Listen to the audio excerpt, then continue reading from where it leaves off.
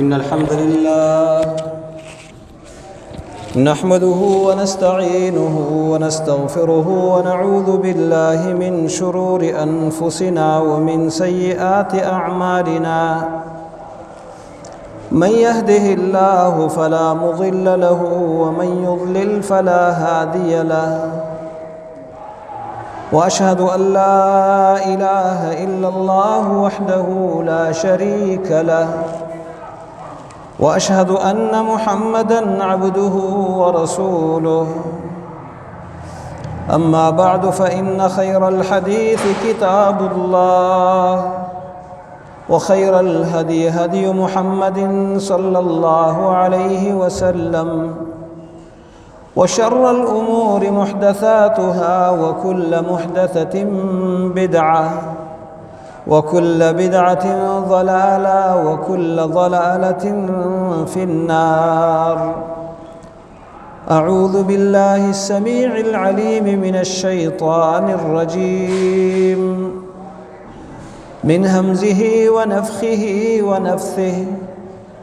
بسم الله الرحمن الرحيم. يا أيها الذين آمنوا اتقوا الله حق تقاته ولا تموتن إلا وأنتم مسلمون. يا أيها الناس اتقوا ربكم الذي خلقكم من نفس واحدة وخلق منها زوجها وبث منهما رجالا كثيرا ونساء واتقوا الله الذي تساءلون به والأرحام إن الله كان عليكم رقيبا. يا أيها الذين آمنوا اتقوا الله وقولوا قولا سديدا يصلح لكم أعمالكم ويغفر لكم ذنوبكم ومن يطع الله ورسوله فقد فاز فوزا عظيما. اللهم صل على محمد وعلى آل محمد كما صليت على إبراهيم وعلى آل إبراهيم إنك حميد مجيد. اللهم بارك على محمد وعلى آل محمد كما باركت على إبراهيم وعلى آل إبراهيم إنك حميد مجيد.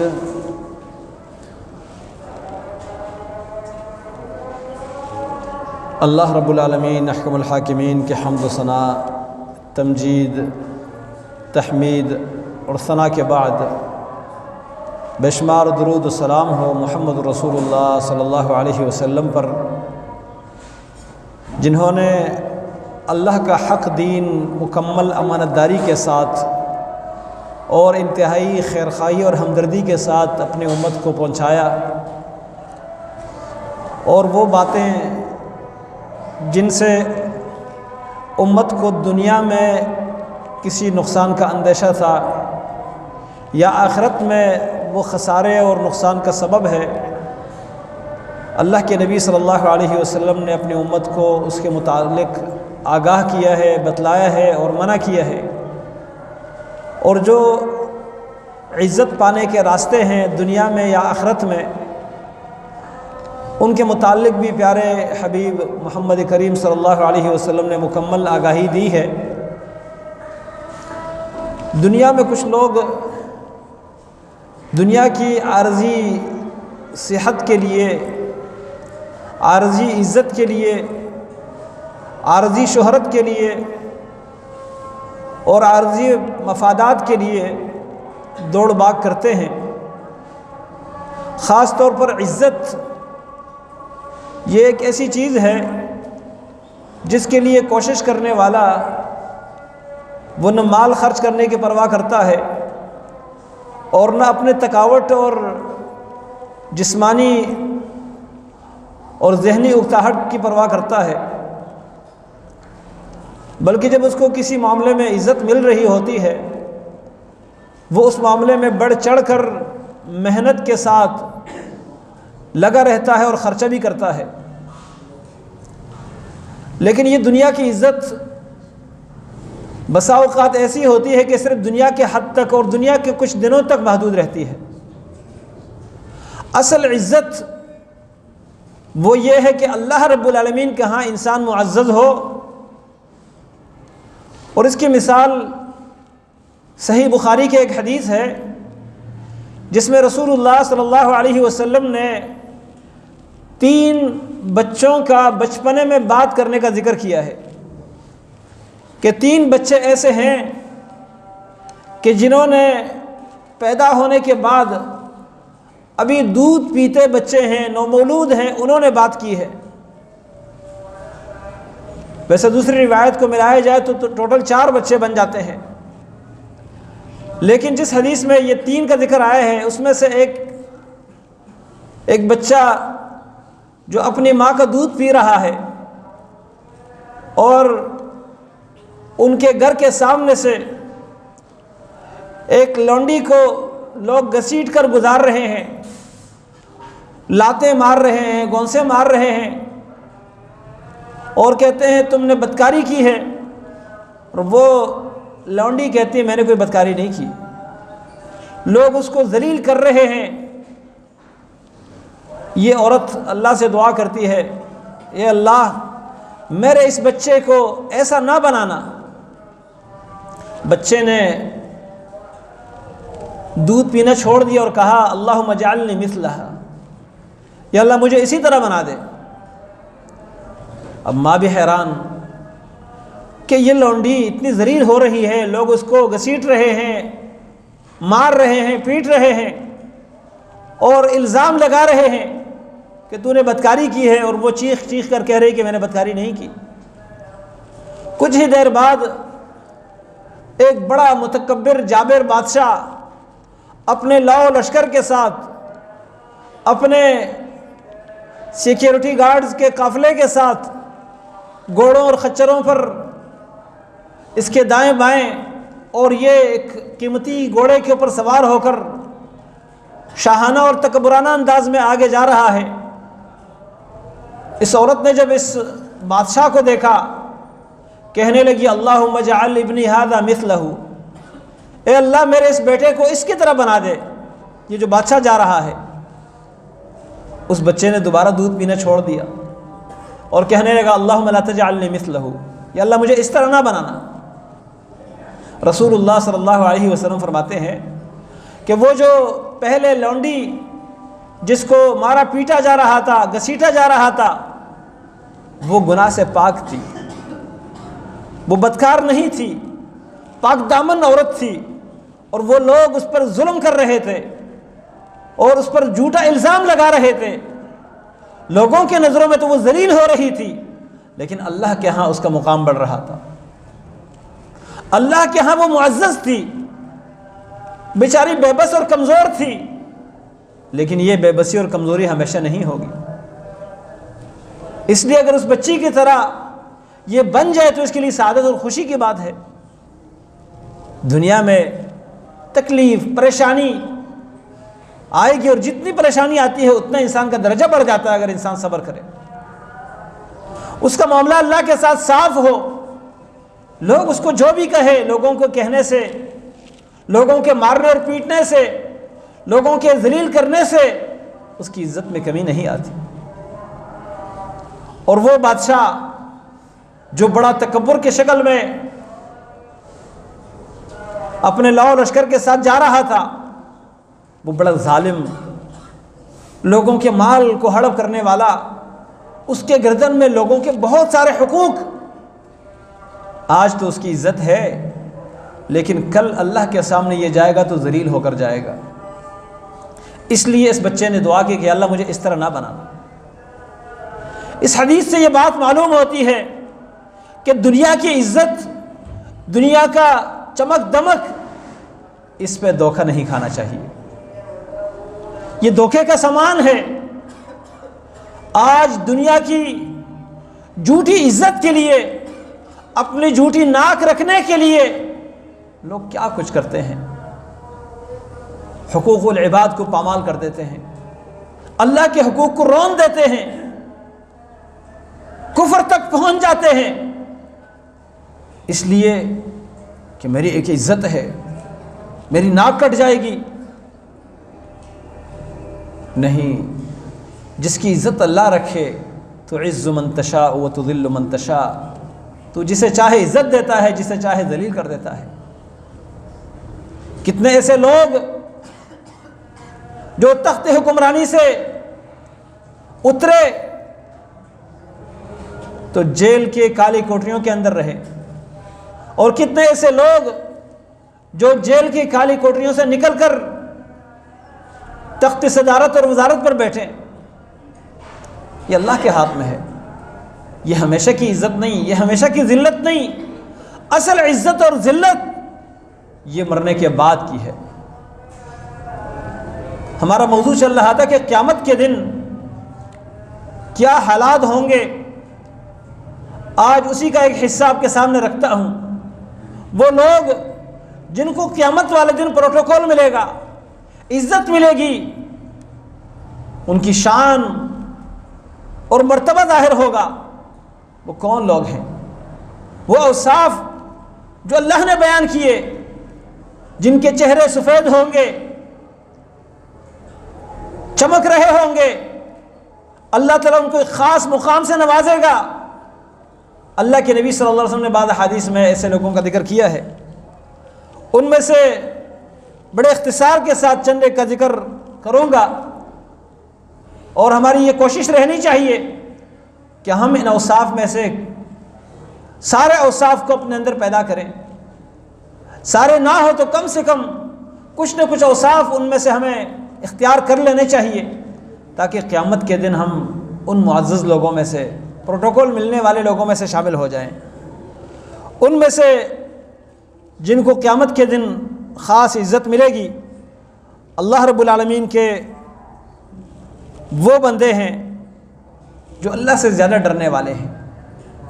قیامت کے دن انتہائی خوف، انتہائی گھبراہٹ طاری ہوگی، لیکن ایمان والے، دنیا میں اللہ سے ڈر کر اس کی نافرمانی چھوڑنے والے، اس دن کی گھبراہٹ سے محفوظ ہوں گے۔ اس لیے کہ نبی علیہ الصلوۃ والسلام فرماتے ہیں، اللہ تعالیٰ نے فرمایا کہ میں اپنے بندے پر 2 خوف اور 2 امن جمع نہیں کرتا۔ 2 خوف کہ وہ دنیا میں مجھ سے ڈرتا رہا، قیامت کے دن میں اس کو ڈرنے سے محفوظ رکھوں گا، گھبراہٹ سے محفوظ رکھوں گا۔ وَهُم مِّن فَزَعِ يَوْمِئِذٍ آمِنُونَ، اس دن کے گھبراہٹ سے محفوظ رہیں گے۔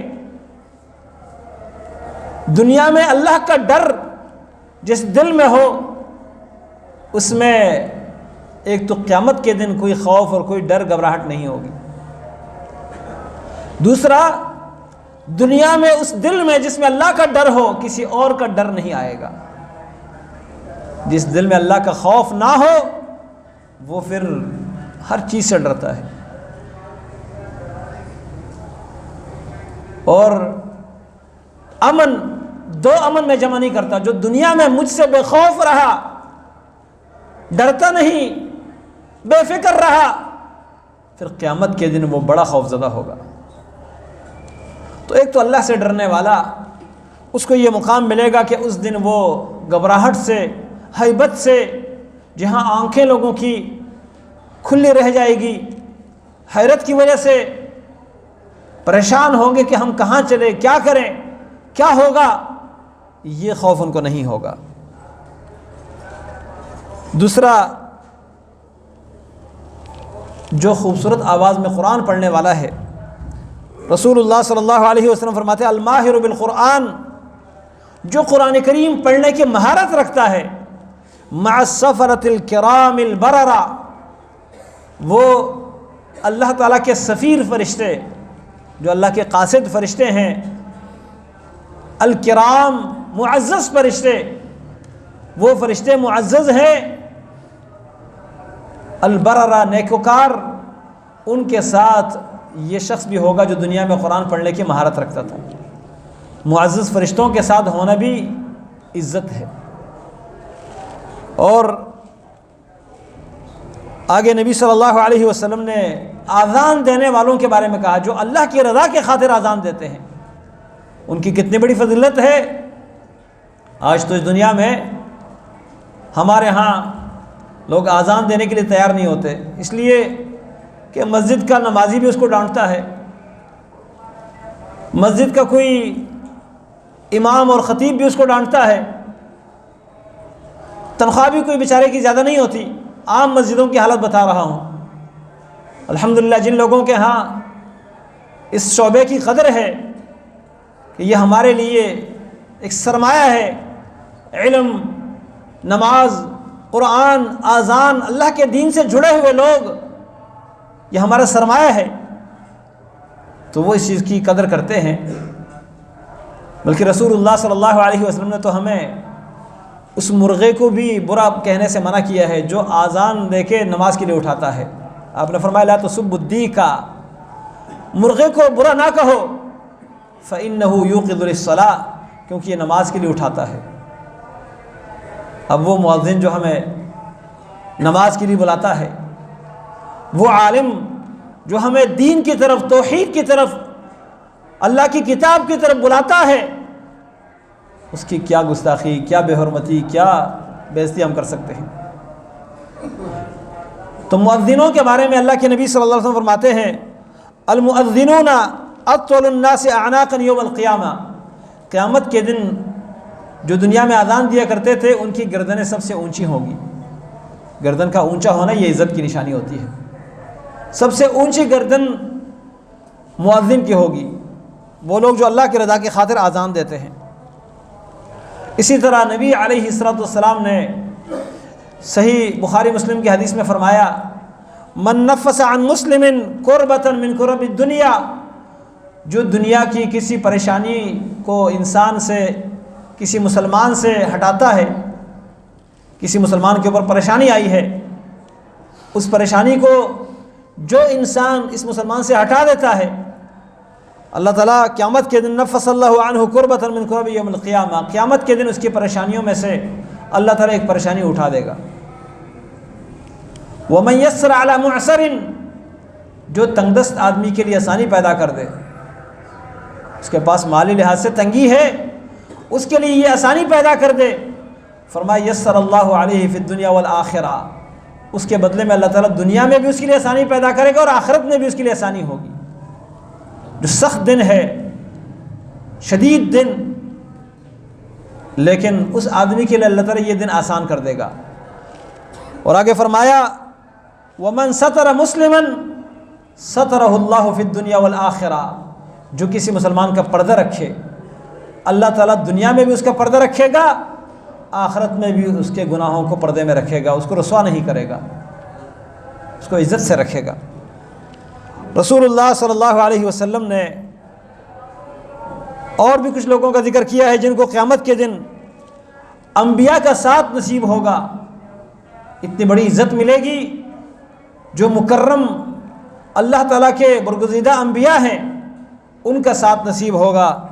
نبی علیہ السلام کے پاس ایک آدمی آیا، کہنے لگا اگر میں اس بات کی گواہی دوں کہ اللہ کے سوا کوئی عبادت کا حقدار نہیں اور آپ اللہ کے سچے رسول ہیں، نماز 5 وقت قائم کروں اور اپنے مال کی زکوٰۃ ادا کروں، رمضان کے روزے رکھوں اور رمضان کی راتوں کا قیام کروں، تو میں کن لوگوں میں سے ہوں گا؟ نبی علیہ السلام نے فرمایا قیامت کے دن آپ صدیقین اور شہداء کے ساتھ ہوں گے، جو حق کی گواہی دینے والے، اس گواہی پر اپنے آپ کو قربان کرنے والے شہید اور صدیقین، ہمیشہ سچ بولنے والے، اور یہ مقام سب سے پہلے انبیاء کا ہے۔ ان مکرم اور مقرب لوگوں کے ساتھ ہوگا یہ انسان جو اللہ کی توحید کا اقرار کرتا ہو، رسول اللہ صلی اللہ علیہ وسلم کی رسالت کو مانتا ہو، 5 وقت پابندی سے نماز ادا کرتا ہو اور مال کی زکوٰۃ دیتا ہو، رمضان کے دن کا روزہ رکھتا ہو، رات کو قیام کرتا ہو، قیامت کے دن اللہ تعالیٰ اس کو معزز لوگوں میں شامل کر دے گا۔ اسی طرح رسول اللہ صلی اللہ علیہ وسلم نے سچے ایماندار تاجر کے بارے میں فرمایا التاجر الصدوق الامین، وہ تاجر، وہ کاروباری، وہ بزنس مین، فرمایا جو صدوق، سچ بولنے والا ہمیشہ، کبھی جھوٹ نہ بولتا ہو، الامین، امانت دار بھی ہو، دیانتدار ہو، خیانت کرنے والا نہ ہو، وہ کہاں ہوگا؟ فرمایا مع النبیین والصدیقین والشہداء، وہ انبیاء کے ساتھ، صدیقین کے ساتھ اور شہداء کے ساتھ ہوگا قیامت کے دن، عزت پانے والوں کے ساتھ ہوگا۔ دنیا میں ہر معاملے میں عدل سے کام لینے والا، انصاف سے کام لینے والا، اس کے متعلق رسول اللہ صلی اللہ علیہ وسلم فرماتے ہیں ان المقسطین عند اللہ علی منابر من نور عن یمین الرحمن وکلتا یدیہ یمین الذین یعدلون فی حکمہم واہلیہم وما ولوا یا وما ولوا، فرمایا کہ جو انصاف کرنے والے ہیں قیامت کے دن وہ نور کے ممبروں پر ہوں گے، اللہ کے دائیں طرف، اور اللہ کے دونوں پہلو، دونوں طرف جو ہے وہ دائیں ہیں۔ نبی علیہ السلام فرماتے ہیں یہ اللہ تعالیٰ کی صفت اپنے نبی نے بیان کی ہے، اس پر صرف ہمیں ایمان رکھنا ہے، کیسے دائیں ہیں ہمیں نہیں پتہ۔ اللہ رب العالمین کے دائیں طرف ہوں گے، اور فرمایا اللہ تعالیٰ کے دونوں طرف دائیں ہیں، اس کے لیے بائیں کی نسبت نہیں ہوتی۔ فرمایا یہ کون لوگ ہیں جو نور کے ممبروں پر اللہ رب العالمین کے دائیں طرف ہوں گے؟ یہ وہ ہوں گے الذین یعدلون فی حکمہم واہلیہم وما ولوا یا وما ولوا، یہ دونوں طرف ضبط کیا گیا ہے۔ فرمایا کہ جو اپنے فیصلوں میں انصاف کرتے ہیں، اپنے اہل عیال اور ماتحت لوگوں میں انصاف کرتے ہیں، اور جو ان کے ہاتھ میں ہیں، جن کے یہ ذمہ دار بنائے گئے ہیں، جن کے یہ نگران ہیں، اس میں یہ انصاف اور عدل سے کام لیتے ہیں، اور یہ بڑا مشکل کام ہے۔ عدل اپنے فیصلے میں، اپنے گھر والوں میں، 2 بیویاں ہیں، 1 سے زیادہ بچے ہیں، کسی نہ کسی کی طرف میلان ہوتا ہے اور عدل سے لوگ رہ جاتے ہیں۔ اپنے ماتحت لوگوں میں کسی جگہ آپ فورمین ہیں، کسی جگہ آپ ذمہ دار ہیں، امیر ہیں، مدیر ہے، رئیس ہے، افیسر ہے، آپ کے تحت کام کرنے والے لوگ ہیں، اب ان کے درمیان عدل سے کام لینا یہ بڑا مشکل کام ہے۔ اسی طرح رسول اللہ صلی اللہ علیہ وسلم نے اس دن عزت پانے والوں میں سے جس کا ذکر کیا ہے، وہ شخص ہے جو غصے کو پی جاتا ہے، اور غصہ تو ہم سارے جب ہماری چلتی نہیں ہے تو پھر غصہ پی جاتے ہیں، لیکن یہ اس وقت کی بات ہے جب آپ کا اختیار ہو، آپ غصے کو نافذ کر سکتے ہو، غصے کی وجہ سے آپ انتقام لے سکتے ہو، لیکن وہاں پر اگر اللہ کے رضا کے خاطر اپنے غصے کو دبا لیں، اس کو کنٹرول کر لے، اس کو پی لے، رسول اللہ صلی اللہ علیہ وسلم فرماتے ہیں من کظم غیظا وهو قادر على ان ينفذه، جو غصے کو اس وقت پیے کہ جب اس کو اختیار بھی ہو کہ اس غصے کو نافذ کر دے، وہ غصے کے مطابق انتقام لے لے، وہ لے سکتا ہو، اختیار ہو، لیکن اس کے باوجود اپنے غصے کو کنٹرول کریں۔ نبی علیہ السلام فرماتے ہیں دعاہ اللہ عز وجل علی رؤوس الخلائق، قیامت کے دن تمام مخلوق کے سامنے اللہ اس کو بلائے گا انعام دینے کے لیے۔ انعام کیا ہوگا؟ فرمایا حتی یخیرہ اللہ من الحور العین ما شاء، جنت کی حوروں کے درمیان اس کو اختیار ہوگا کہ کس کو آپ لینا چاہتے ہیں، کس کو پسند کرنا چاہتے ہیں، سب لوگوں کے سامنے یہ اعزاز اس کو ملے گا۔ یہ بہت بڑا اعزاز ہے، لیکن یہ کام بڑا مشکل ہے کہ جب آپ کی بس چلے، جس پر آپ کو غصہ آیا ہو، آپ تو اس کو کچا کھا لیں گے، اس وقت اپنے غصے کو دبا لینا یہ بہت بڑا کمال ہے، اور اسی کو پہلوان کہا جاتا ہے۔ نبی علیہ السلام فرماتے پہلوان کون ہے؟ صحابہ کرام نے فرمایا جو لوگوں کو جلدی گرا دے۔ فرمایا نہیں، پہلوان وہ ہے جس کو سخت غصہ آئے اور اپنے غصے کو پی جائے، اپنے غصے کو کنٹرول کریں۔ اسی طرح رسول اللہ صلی اللہ علیہ وسلم نے تعزیت کرنے والے کے بارے میں فرمایا، کسی کی فوتگی پر اس کے پاس جا کے تعزیت کرے۔ تعزیت ہمارے ہاں لوگ فاتح خوانی کہتے ہیں، فاتح خوانی اس میں کوئی نہیں ہے۔ نہ اس میں سورۃ فاتحہ پڑھنے کی کوئی دلیل ہے، نہ وہاں جا کر یہ کہنا کہ جی ہاتھ اٹھا کر دعا کرو، نہ اس کی کوئی دلیل ہے۔ تعزیت تسلی دینے کو کہتے ہیں۔ رسول اللہ صلی اللہ علیہ وسلم کا طریقہ کیا تھا؟ آپ صلی اللہ علیہ وسلم کے پاس پیغام آیا کہ آپ کی بیٹی کہ ہاں جو بچہ تھا وہ فوت ہو گیا ہے، یعنی آپ کا نواسا۔ نبی علیہ السلام نے ان کو یہ تعزیت کی، ان للہ ما اخذ وله ما اعطى وكل شيء عنده باجل مسمى فلتصبر ولتحتسب۔ فرمایا جو دیا تھا اللہ نے دیا تھا، اور لیا تو اللہ نے لیا، اللہ نے اپنی چیز واپس کر دی، اور ہر چیز اللہ کے ہاں ایک مقرر وقت پر ہے، لہذا آپ کو صبر کرنا چاہیے، اللہ سے اجر کی امید رکھنی چاہیے۔ ہم بھی جس کے پاس جائیں اس کو یہ کہہ دے کہ اللہ تعالیٰ آپ کو صبر جمیل دے، آپ کے والد والدہ بیٹا بہن جو بھی فوت شدہ ہے اس کے بارے میں کہہ دے، اللہ اس کی مغفرت فرمائے، اس کو جنت میں اللہ اعلیٰ مقام دے، آپ کو اللہ تعالیٰ اس غم پر بڑا اجر دے، صبر کی توفیق دے، یہ الفاظ کہہ دینے چاہیے۔ اس کے لیے ہاتھ اٹھانا اور دوسروں کو بھی ہاتھ اٹھانے پر مجبور کرنا، کسی کے ہاتھ میں سگریٹ، کسی کے منہ میں نسوار، کوئی باتوں میں لگا ہوا اور وہ بھی ہاتھ اٹھائے ہوئے، یہ دعا نہیں ہے، یہ صرف دکھلاوا ہے، اور ہمارے ہاں ایک رسم ہے یہ۔ تو دعا تعزیت کہتے ہیں تسلی دینے کو۔ جب بھی کوئی فوت شدہ کی خبر آپ کو مل جائے اور اس کے کسی عزیز کو آپ ملے، اس کے پاس جائیں یا راستے میں ملے، کسی مسجد میں ملے، کام کی جگہ پر ملے، آپ اس کو یہ تعزیت کر لیں کہ اللہ تعالیٰ آپ کو صبر جمیل دے، آپ کے فوت شدہ کو اللہ تعالیٰ بخش دے، اللہ تعالیٰ اس کو جنت میں اعلیٰ مقام دے، یہ تعزیتی کلمات۔ اس کو صبر کے تلقین کو تعزیت کہتے ہیں۔ تو اس کی فضیلت کیا ہے؟ اچھا، ہمارے ہاں یہ بھی بات ہوتی ہے کہ جس کے ساتھ کوئی زیادہ دنیاوی مفادات ہوتے ہیں اس کے پاس دور سے پہنچ جاتے ہیں، جی تعزیت کرنی ہے اس کے لیے۔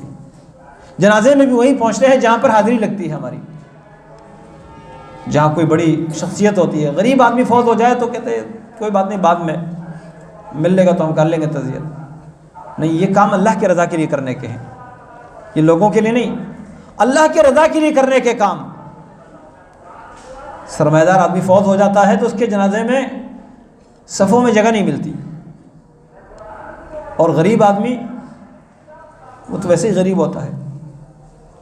یہ کام مسلمان کا مسلمان پر حق ہے، سرمایہ دار کا نہیں، کسی عہدیدار کا نہیں۔ تو یہ مسلمان کی ذمہ داری ہے کہ کسی پر غم آیا ہے، تکلیف آئی ہے، پریشانی آئی ہے، اور ہمارے ہاں تو اس کو غم لاحق ہوا ہے، گھر میں غم ہے، اور لوگ کھانے کی فکر میں ہے، جی اس کے گھر میں اگر کوئی جانور ہے تو اس کو ذبح کر دیتے ہیں گاؤں دیہات میں، نہیں تو دیگیں منگوا دیتے ہیں، جہاں پر ادھار کا کھاتا چلتا ہے وہاں اس کے کھاتے میں لے لیتے ہیں، لوگوں کے لیے کھانا بنایا جاتا ہے۔ کیا ہو گیا جی؟ فوتگی ہو گئی، ایسے دفنانا ٹھیک نہیں ہے، یہ صدقہ، یہ خیرات نہیں ہے، یہ لوگوں کے ساتھ ظلم زیادتی ہے۔ رسول اللہ صلی اللہ علیہ وسلم کے چچا زاد بھائی جعفر، علی رضی اللہ عنہ کے بھائی جعفر بن ابی طالب، یہ غزوہ موتہ میں شہید ہوئے۔ رسول اللہ صلی اللہ علیہ وسلم نے اپنے صحابہ اکرام کو حکم دیا، اصنعوا لآل جعفر طعاما، جعفر کے گھر والوں کے لیے کھانا بناؤ، فإنه أتاهم ما يشغلهم، ان کے پاس ایسی چیز آئی ہے جس نے ان کو مشغول کر دیا ہے اپنے کھانا بنانے سے، مطلب غم آیا ہے۔ تو جو پڑوسی ہیں، جو رشتہ دار ہیں، دوست احباب ہیں، آس پاس کے لوگ ہیں، ان کا حق بنتا ہے کہ وہ میت کے گھر والوں کے لیے کھانا بنا کر بھیج دیں، اور جا کر ان سے کھانا، یہ تو بالکل حق نہیں بنتا، ظلم ہے یہ، کیونکہ وہ غم میں گرفتار ہے، پریشان ہے، اور آپ مزید ان کے اوپر بوجھ ڈال رہے ہیں، تو ان سے تعزیت کرنی چاہیے۔ اس تعزیت کی فضیلت کیا ہے؟ نبی علیہ السلام فرماتے ہیں، من عز اخاہ المسلم فی مصیبت، جس نے کسی بھی مصیبت میں اپنے بھائی کو تسلی دی، تعزیت کی۔ اور یہ بھی یاد رکھیے اس حدیث میں مصیبت کا لفظ آیا ہے، صرف فوتگی نہیں ہے، کسی کے دکان میں آگ لگ گئی، کسی کو کوئی حادثہ ہو گیا، مالی نقصان ہوا، کوئی بھی مصیبت آ گئی، اس مصیبت میں جا کے اس کو تسلی دینا، اس کی فضیلت کیا ہے؟ جو کسی مسلمان کی تعزیت کرے، تسلی دے، لیکن یہ کام کس کے لیے کرے؟ اللہ کے رضا کے خاطر۔ فرمایا کساہ اللہ حلة خضراء یوم القیامہ، اللہ رب العالمین قیامت کے دن اس کو سبز رنگ کا جوڑا پہنائے گا۔ سبز رنگ کا جوڑا یہ جنت کا جوڑا ہوتا ہے، کیونکہ جنت کے لباس کے بارے میں اللہ تعالیٰ نے سورۃ الرحمن میں فرمایا، اور اسی طرح سورہ الدہر میں فرمایا وَيَلْبَسُونَ ثِيَابًا خُضْرًا مِّن سُنْدُسٍ، سورۃ الدہر میں فرمایا، اور خضر وعبقری حسان سورۃ الرحمن میں فرمایا، ہرے رنگ کا جوڑا، سبز رنگ کا جوڑا، یہ جنت کا بہترین لباس ہے۔ اللہ تعالیٰ محشر کے میدان میں اس کو پہنائے گا، جو دنیا میں کسی کو تعزیت کرتا ہے، تسلی دیتا ہے۔ اللہ کے راستے میں شہید ہونے والے کو بہت بڑا اعزاز ملے گا۔ نبی علیہ الصلوۃ والسلام فرماتے ہیں کل کلم یکلم فی سبیل اللہ، جو بھی دنیا میں کسی کو اللہ کے راستے میں زخم لگتا ہے، گولی لگتی ہے، خنجر لگتا ہے، تلوار، تیر، نیزہ، بارود، بم کا جو گولہ ہے، کوئی بھی چیز جو اللہ تعالیٰ کے راستے میں انسان کو جسے زخم لگتا ہے، فرمایا یکون یوم القیامت کہیئتھا، قیامت کے دن اسی طرح یہ زخم تر و تازہ ہوگا اور اس سے خون نکلے گا۔ فرمایا تفجر دمن، خون اس سے بہے گا، لیکن رنگ خون کا ہوگا، خون نہیں ہوگا، خون کا رنگ ہوگا۔ فرمایا اللون لون الدم، رنگ خون کا ہوگا، والریح ریح المسک، مشک عنبر جو قیمتی خوشبو ہے، دنیا میں اس کو حاصل کرنے کے لیے لوگ کروڑوں روپے لگاتے ہیں۔ ہرن کے جسم سے، اس کے ناف کے پاس سے نکلنے والا مشک، یہ قیمتی خوشبو ہے، اور اس کی خوشبو جو ہے، اس خون کی خوشبو، وہ اسی طرح کی ہوگی، مشک عنبر کی طرح خوشبو ہوگی۔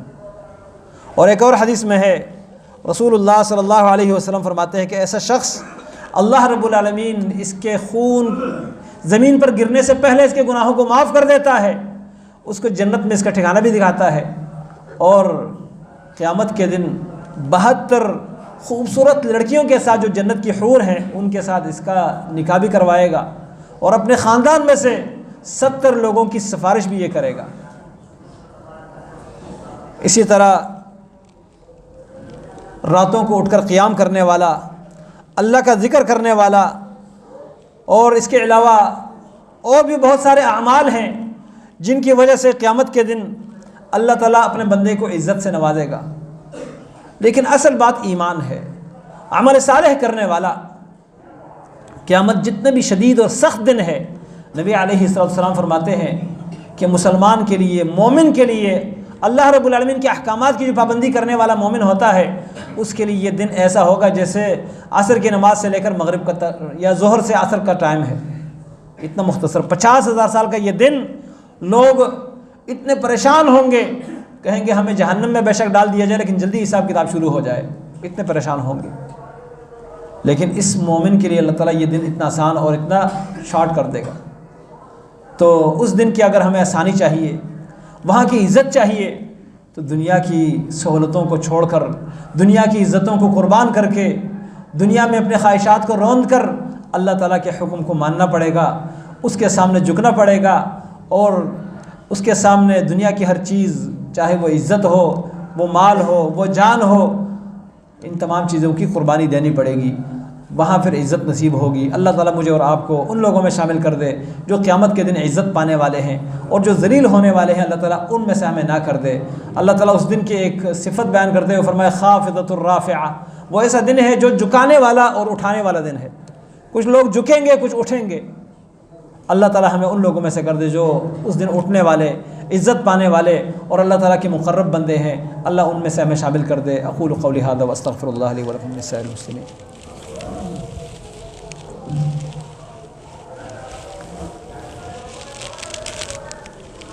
ان الحمد لله نحمده ونستعينه ونستغفره ونعوذ بالله من شرور انفسنا ومن سيئات اعمالنا، من يهده الله فلا مضل له ومن يضلل فلا هادي له، واشهد ان لا اله الا الله وحده لا شريك له، واشهد ان محمدا عبده ورسوله، اما بعد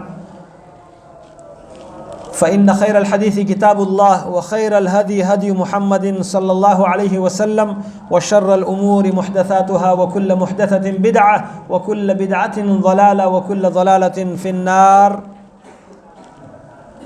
قیامت کے دن جو بھی انسان عزت پاتا ہے، سائے میں جگہ پاتا ہے، اللہ کے ہاں مقام پاتا ہے، پریشانیوں سے تکلیفوں سے بچتا ہے، روشنی حاصل کرتا ہے، نیک نامی پاتا ہے، تو وہ تمام چیزیں یہاں سے لے کر جانی پڑتی ہے۔